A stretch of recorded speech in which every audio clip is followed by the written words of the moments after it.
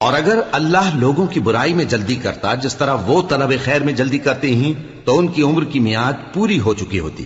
سو جن لوگوں کو ہم سے ملنے کی توقع نہیں انہیں ہم چھوڑے رکھتے ہیں کہ اپنی سرکشی میں بہکتے رہیں. اور جب انسان کو تکلیف پہنچتی ہے تو لیٹا اور بیٹھا اور کھڑا ہر حال میں ہمیں پکارتا ہے. پھر جب ہم اس تکلیف کو اس سے دور کر دیتے ہیں تو بے لحاظ ہو جاتا اور اس طرح گزر جاتا ہے کہ گویا کسی تکلیف کے پہنچنے پر ہمیں کبھی پکارا ہی نہ تھا. اسی طرح حد سے نکل جانے والوں کو ان کے اعمال آراستہ کر کے دکھائے گئے ہیں. اور تم سے پہلے ہم کئی امتوں کو جب انہوں نے ظلم کیا ہلاک کر چکی ہیں اور ان کے پاس پیغمبر کھلی نشانیاں لے کر آئے مگر وہ ایسے نہ تھے کہ ایمان لاتے. ہم گناہگاروں کو اسی طرح بدلہ دیا کرتے ہیں. پھر ہم نے ان کے بعد تم لوگوں کو ملک میں خلیفہ بنایا تاکہ دیکھیں کہ تم کیسے کام کرتے ہو. اور جب ان کو ہماری آیتیں پڑھ کر سنائی جاتی ہیں تو جن لوگوں کو ہم سے ملنے کی امید نہیں وہ کہتے ہیں کہ یا تو اس کے سوا کوئی اور قرآن بنا لاؤ یا اس کو بدل دو. کہہ دو کہ مجھ کو اختیار نہیں ہے کہ اسے اپنی طرف سے بدل دوں.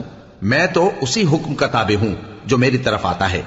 اگر میں اپنے پروردگار کی نافرمانی کروں تو مجھے بڑے سخت دن کے عذاب سے خوف آتا ہے.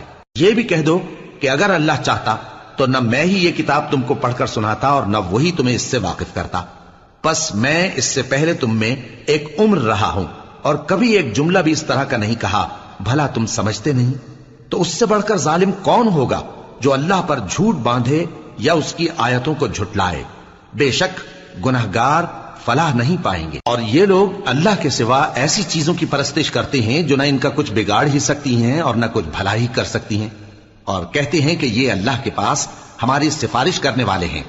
کہہ دو کیا تم اللہ کو ایسی چیز بتاتے ہو جس کا وجود اسے نہ آسمانوں میں معلوم ہوتا ہے اور نہ زمین میں؟ وہ پاک ہے اور اس کی شان ان کے شرک کرنے سے بہت بلند ہے. اور سب لوگ پہلے ایک ہی امت یعنی ایک ہی ملت پر تھے پھر جدا جدا ہو گئے. اور اگر ایک بات جو تمہارے پروردگار کی طرف سے پہلے ہی طے نہ ہو چکی ہوتی تو جن باتوں میں وہ اختلاف کرتے ہیں ان میں فیصلہ کر دیا جاتا. اور کہتے ہیں کہ اس پر اس کے پروردگار کی طرف سے کوئی نشانی کیوں نازل نہیں ہوئی؟ کہہ دو کہ غیب کا علم تو اللہ ہی کو ہے. سو تم انتظار کرو میں بھی تمہارے ساتھ انتظار کرتا ہوں. اور جب ہم لوگوں کو تکلیف پہنچنے کے بعد اپنی رحمت سے آسائش کا مزہ چکھاتے ہیں تو وہ ہماری آیتوں میں ہیلے کرنے لگتے ہیں. کہہ دو کہ اللہ بہت جلد تدبیر کرنے والا ہے اور جو ہیلے تم کرتے ہو ہمارے فرشتے ان کو لکھتے جاتے ہیں.